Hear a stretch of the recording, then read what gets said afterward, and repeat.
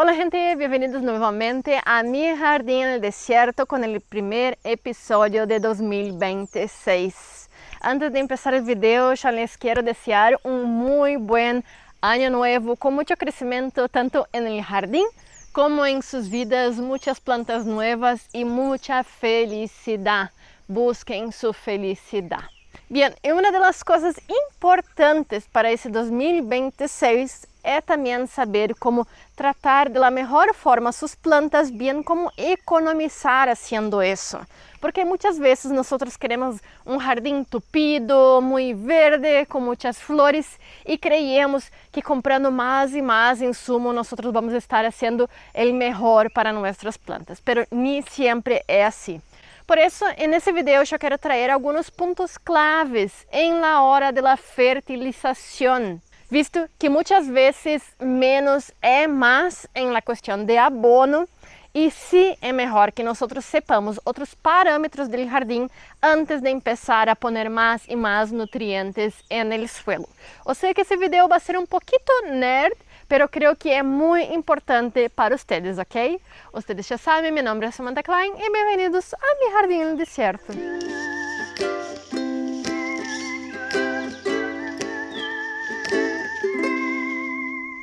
Entonces, hola gente, bem-vindos a mais um episódio acá no canal. Espero que ele seja muito instrutivo, como todos os próximos vídeos desse 2026.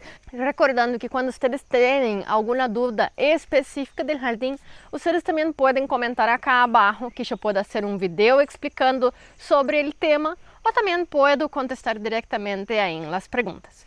Pero hoje nós vamos falar de algo que as pessoas não se questionam tanto, eu nunca vejo dúvidas sobre isso acá nos comentários, pero creio que é algo que vocês deveriam começar a perguntar-se e analisar mais em seus jardines, que seriam todos os parâmetros que influenciam em la hora de abonar.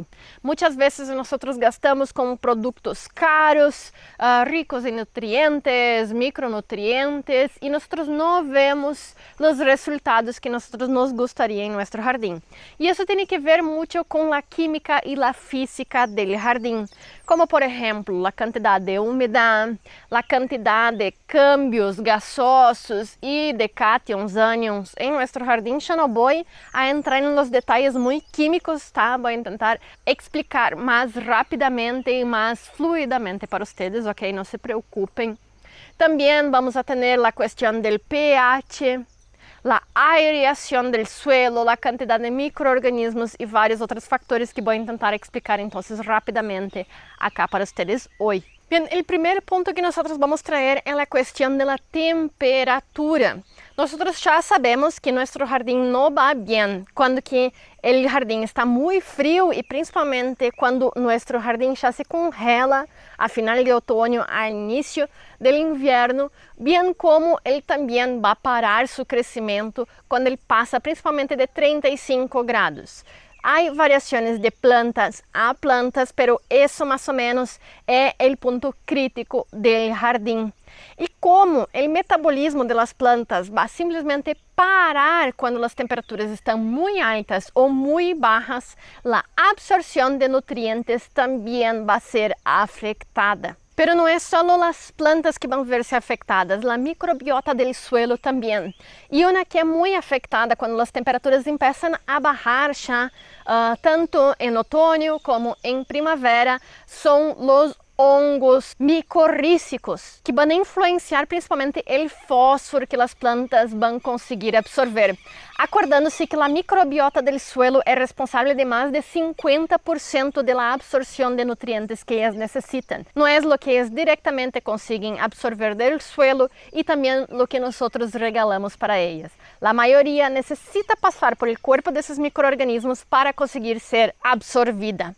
E quando essas temperaturas estão baixas, esses microorganismos não vão estar fazendo essa conversão de produtos inorgânicos a orgânicos e assim elas não vão conseguir aproveitar esses nutrientes. Esses microorganismos, eles vão conseguir estar ativos entre 5 graus Celsius e 35 graus Celsius, pero isso não quer dizer que eles vão estar fazendo seu melhor papel a essa temperatura. pero la producción del nitrógeno utilizable por las plantas va a estar siendo hecha principalmente quando as temperaturas estiverem mais ou menos entre 24 e 35 grados Celsius. Por isso que ao início das temporadas nós vemos já alguma germinação, mas o crescimento vai ser muito mais lento nessa época do ano. Já quando as temperaturas em primavera começam a elevar-se, nós vemos um crescimento exponencial que vai ser novamente frenado quando nós chegamos no verano. Por isso que nós vemos uma grande diferença entre os jardins, por exemplo, da Inglaterra e outros locais temperados, que a produção de biomassa e também de crescimento vegetativo vai ser muito alta em verano, porque as temperaturas vão estar mais ou menos a 27 graus. Já cá em Brasil, em verano, nós vemos um freno em toda a produção de biomassa em verano, porque as plantas já passaram esse umbral de 35 graus e nós podemos chegar a ter temperaturas até de 45. O que vai fazer com que esses micro-organismos já não estejam mais ativos. Interessante, não? Pero é muito importante ao início da temporada que essas plantas, principalmente os plantines, tenham esses nutrientes como nitrogênio e fósforo para seu correto desenvolvimento, tanto de raízes como de folhagem, para fazer a fotossíntese. E é aí que vai entrar o ser humano dando uma força para essas plantas. Como os micro-organismos não estão conseguindo fazer seu papel aún de uma forma mais eficiente, essa seria uma boa época para que nós suplementamos e que assim as plantas tenham um bom início de temporada. Principalmente nesses dois, o fósforo e também o nitrogênio. E também, además de complementar então essa fertilização, há outras coisas que nós podemos fazer para que nós consigamos ajudar esses micro-organismos a começarem a desenvolver-se mais rápido. Como nós sabemos, o suelo ele consegue buferizar um pouco a temperatura, visto que ele está aislado, principalmente se nós utilizamos acolchados, o que vai favorecer que nosso suelo não congele em inverno, pero que também tarde um pouco mais a calentar-se em la primavera. Por isso, a aireação do suelo, tentar abrir esse suelo ao início da temporada, vai fazer com que haja mais câmbio de temperatura entre o suelo e a temperatura ambiente, e como a temperatura ambiente vai estar calentando nessa época do ano, se nós aireamos esse suelo, o suelo vai calentar-se mais rápido e esses micro-organismos vão conseguir romper a dormência. Assim que, además da fertilização, ajudar o suelo a conseguir aumentar suas temperaturas mais rápido vai ser muito fundamental. Utilizar certos estercoles, como os mais frescos, também vai ajudar a aumentar a temperatura do suelo, visto que a decomposição desses materiais também vai liberar energia. Pero há algo mais que nós temos que falar da temperatura, que seria o metabolismo de nossas plantas. As plantas não vão conseguir funcionar dependendo da absorção de água, a qual em temperaturas muito baixas pode estar hasta congelada, impossibilitando a absorção de nutrientes. Também a fotossíntese vai ser mais eficiente em diferentes temperaturas, podendo ser frenadas completamente passado 32 graus mais ou menos em las plantas de ciclo C3, e as plantas de C4, como por exemplo o maíz, vão ser favorecidas em la fotossíntese quando as temperaturas estão mais altas. Ou seja que isso também vai ser uma grande dependência para a absorção de nutrientes. Eu sei que muitas vezes nós não conseguimos cambiar esses fatores externos de temperatura que vão afetar nossas plantas. Pero por isso, em alguns locais é muito importante também que nós utilicemos estruturas como, por exemplo, invernadeiros, malhas para cobrir o suelo, acolchado para que ele não se congele tanto e também malhas anti-helada para que as plantas não se vejam afetadas. Acuérdense, se nós temos as hojas sendo afetadas por las heladas, nós não vamos a ter fotossíntese e é a fotossíntese que vai possibilitar a absorção de água por las raízes para que chegue hasta las hojas. Sem a absorção de água, sem esse movimento, nós não vamos ter a absorção de nutrientes. Assim que utilicem essas formas então de proteção para nossas plantas para que a fotossíntese esteja funcionando de sua melhor forma. Bem, algo que eu sei que vocês devem estar hartos que eu hable seria o pH, pero esse é um dos pontos muito fundamentais para nós compreendermos como as plantas vão conseguir absorver certos nutrientes. Algumas pessoas, principalmente vocês que já estão acompanhando acá no canal, já compreendem um pouquinho sobre o pH. Pero muito poucas pessoas, incluso eu, aún não fizeram o teste de pH em seu jardim para saber realmente qual é e como vai impactar nosso jardim. E muito menos pessoas vão compreender completamente esses quadritos que mostram a absorção de nutrientes dependendo em cada pH que nós temos.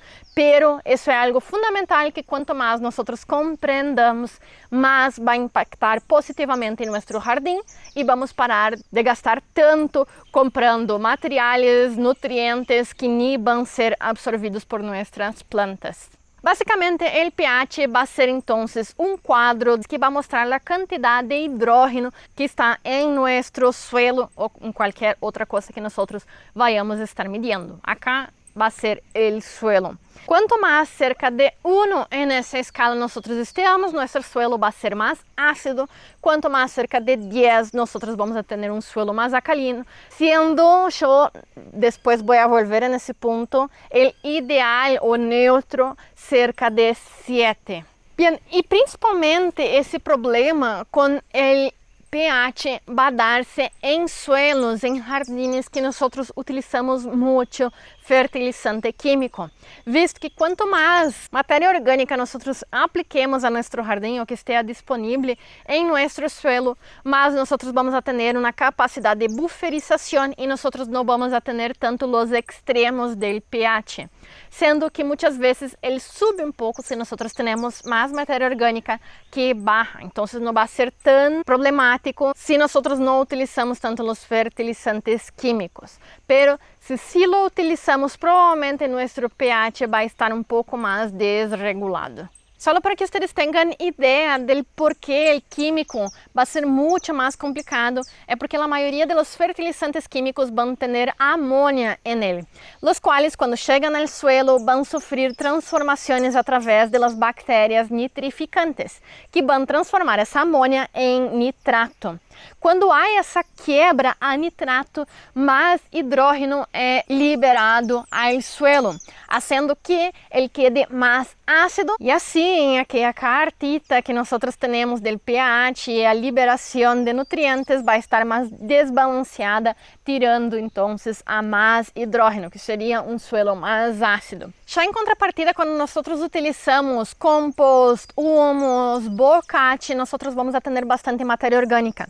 E o que ela faz é que quando nós temos muito hidrógeno liberado, essa matéria orgânica vai conseguir bloqueá-los, incorporando-los então em sua composição, fazendo com que esse hidrógeno não consiga quedar disuelto nesse ambiente, fazendo com que o pH então não baixe tanto.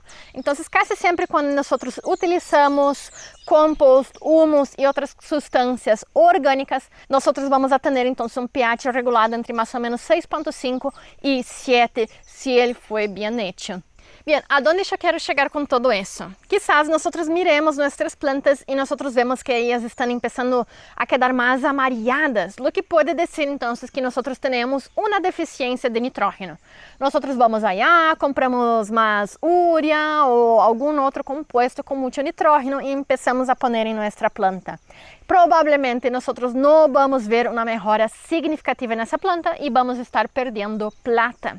Pero se analisamos nosso pH nessa situação e vemos que o pH está em 8, por exemplo, aunque nós continuemos a pôr grandes quantidades de nitrógeno, é o pH que vai estar impedindo essa absorção. Ou seja que o mais sano que nós poderíamos fazer é não pôr mais nitrógeno e se regular o pH primariamente, para que assim ele baixe a 6,5, 7 e assim o nitrógeno que já está aí o lo que nosotros pongamos nuevamente en el suelo pueda empezar a reaccionar con el suelo y ser absorbido por nuestras plantas.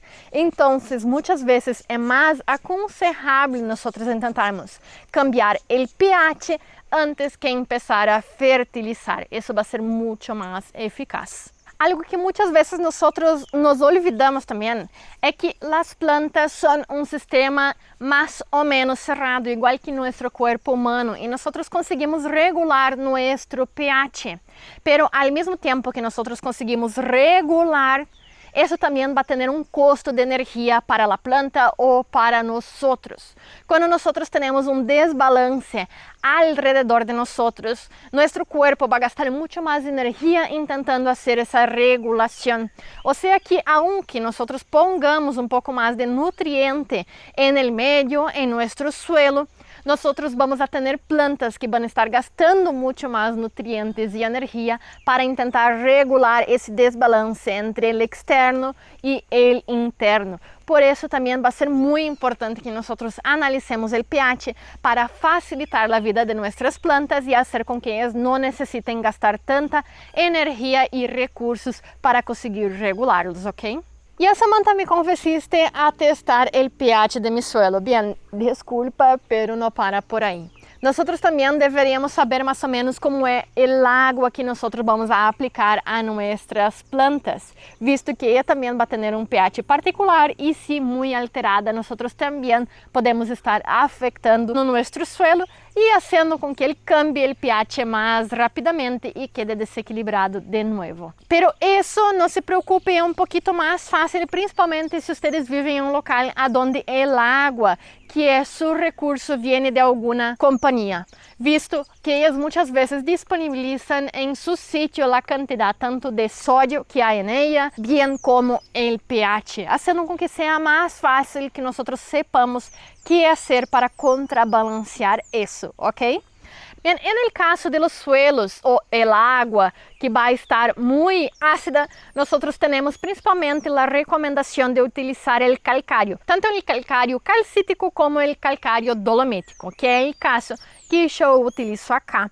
Assim, nosotros vamos estar liberando diferentes compuestos que van a conseguir alcalinizar un poco nuestro sustrato. Já para suelos alcalinos, lo que va a ser aplicado va a ser más el azufre, que van a conseguir entonces bajar un poquito más el pH. Pero también, antes de querermos cambiar completamente nuestro suelo o dejar 100% neutro, nosotros también podemos elegir las plantas adecuadas para cada local, como por ejemplo acá, donde yo tengo un suelo muy ácido, al invés de intentar alcalinizarlo completamente, yo ya opto por plantas que les gusta ese suelo más ácido y ya están más adaptadas, como por ejemplo las azaleas, las hidrangeas o hortensias, mirtilos, entre otros. Ya para suelos alcalinos, nosotros vamos a tener varios tipos de palmeras, hibiscos, cebollas y varias otras plantas que ustedes pueden ver allá en el video que yo hice sobre suelos arenosos, que la mayoría de las veces van a ser alcalinos. Bien, la capacidad de su suelo mantener la aireación también va a influenciar mucho la absorción y ciclaje de nutrientes en nuestro suelo. Si un suelo es bien aireado, nosotros vamos a tener varios poros que van a posibilitar la entrada tanto de oxígeno como también de agua, la cual va a traer más nutrientes, reponiendo todos esos nutrientes que las plantas ya absorberon o fueron lixiviados para zonas más interiores de nuestro suelo. Si el suelo no es aireado suficiente alrededor de las raíces, nosotros vamos a tener la absorción por la planta de esos nutrientes y nosotros no vamos a tener más esa llegada de nutrientes nuevos, bien como nosotros no vamos a tener una microbiota saludable para continuar atrayendo todos esos nutrientes que las plantas necesitan. E outro ponto é quando que nós não temos oxígeno disponível em las raíces de nossas plantas, nós vamos a começar a ter um processo de respiração por las células vegetales, lo que vai a originar muito dióxido de carbono e também alcoholes, que vão a acidificar muito cerca de las raíces, haciendo com que esse pH se cambie muito e novamente nós vamos a ter os problemas que havíamos hablado en el tópico anterior. Já suelos que são bem aireados vão conseguir disponer todo esse dióxido de carbono generado por las células para zonas mais lejanas, haciendo com que nós tenhamos a renovação de los gases, haciendo com que mais oxígeno entre.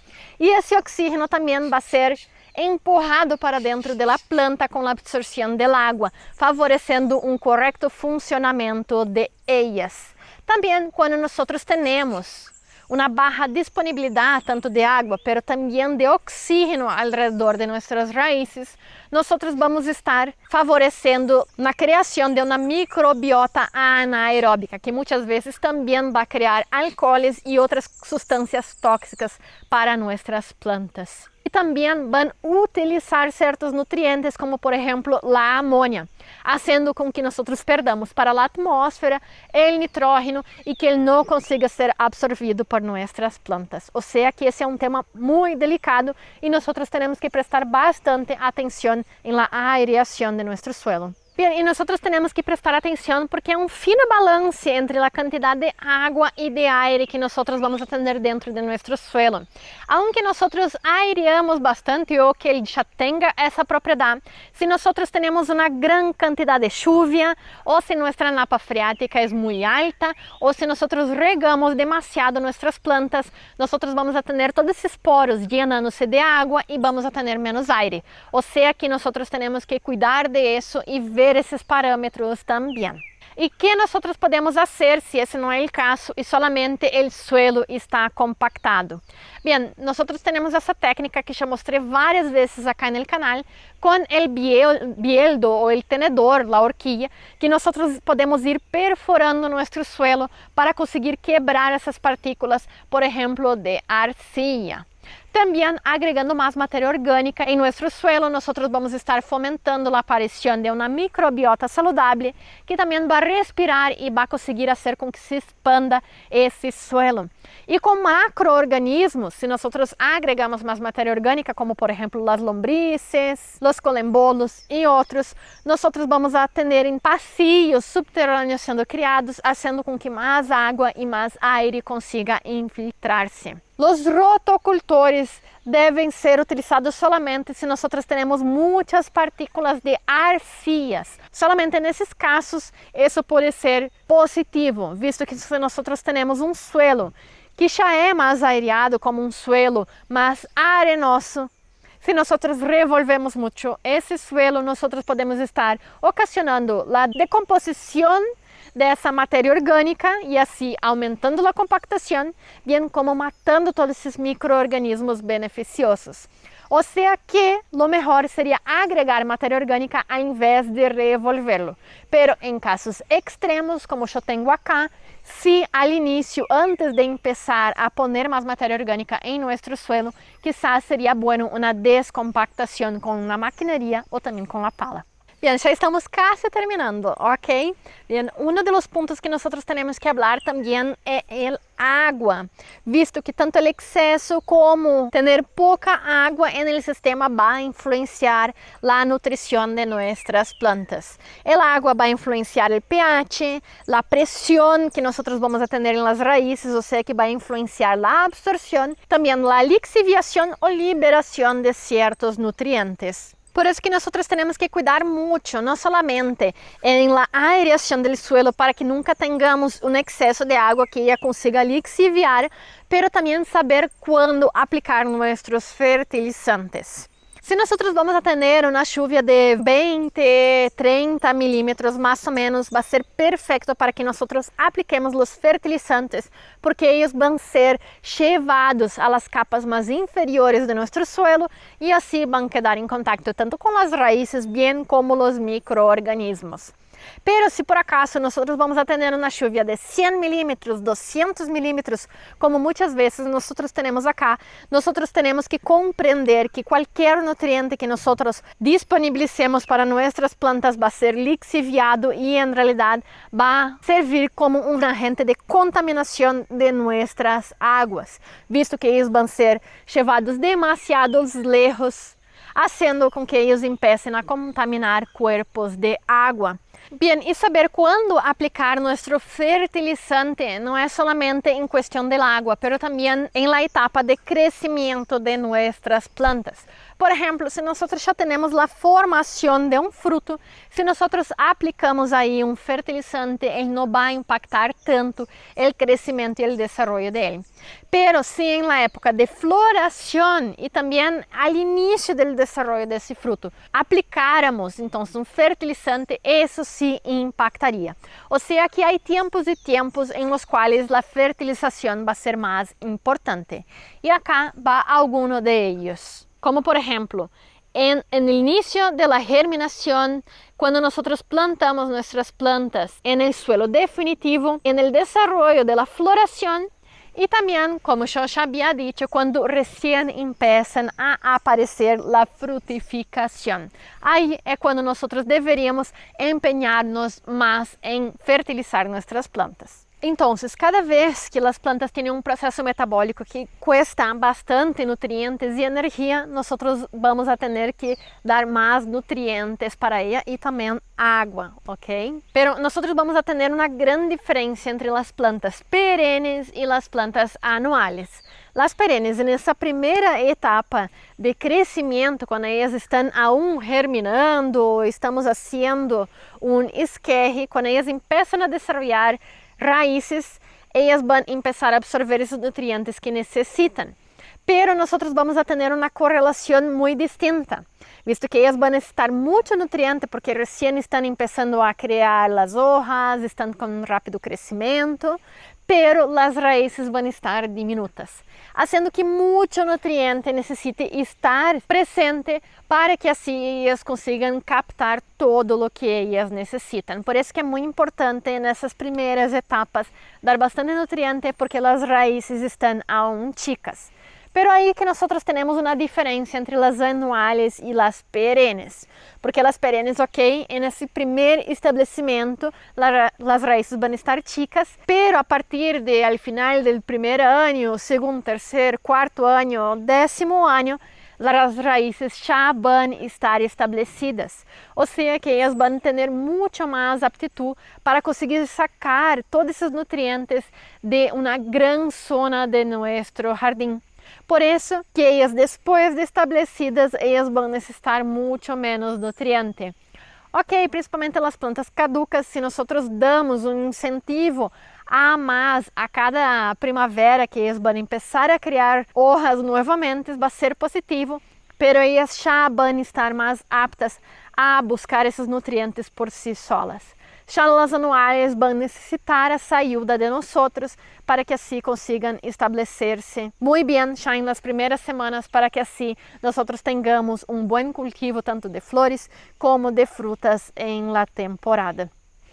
Bem, então, com esse vídeo, o que eu queria trazer para vocês é que não é solamente dar nutrientes, comprar fertilizantes, abonos para nossas plantas. Nós necessitamos analisar várias coisas que vão estar ocorrendo em nosso jardim, tanto para não perder plata, para não contaminar nosso suelo, não fazer com que nós tenhamos um excesso de nutrientes no suelo e também alterar mais aún o pH e influenciar os micro-organismos que vivem nesse substrato. Tendo a análise de todos esses pontos que eu he traído para vocês, nós vamos a ter uma eficiência muito maior em nosso jardim. Eu sei que esse vídeo foi um pouco mais estático, mas eu creio que é essencial que nós tenhamos a análise desses parâmetros para ser buenos jardineiros. E todo é só comprar insumos e regalar a nossas plantas o máximo de nutrientes possíveis. Nós temos que analisar a experiência como um todo para ter um jardim funcional e verde e bonito e florido ao redor de todo o ano. Eu já sei que foi um vídeo, então, muito cheio de informação teórica para início de ano, pero creo que assim vocês vão ter um bom retorno em 2026 e nos próximos anos a por venir. Bien, se les gostou esse vídeo, por favor, pongan me gusta acá abaixo, comentem algo e se vocês querem algum outro vídeo para esse 2026, por favor, também comentem acá e isso vai ser com que eu consiga trazer mais conteúdo de seu agrado. Espero que vocês estejam aproveitando acá o pleno verano no hemisfério sul e também que estejam relajando e planeando a próxima temporada se vocês vivem no hemisfério norte. Hasta la próxima, gente. Tchau!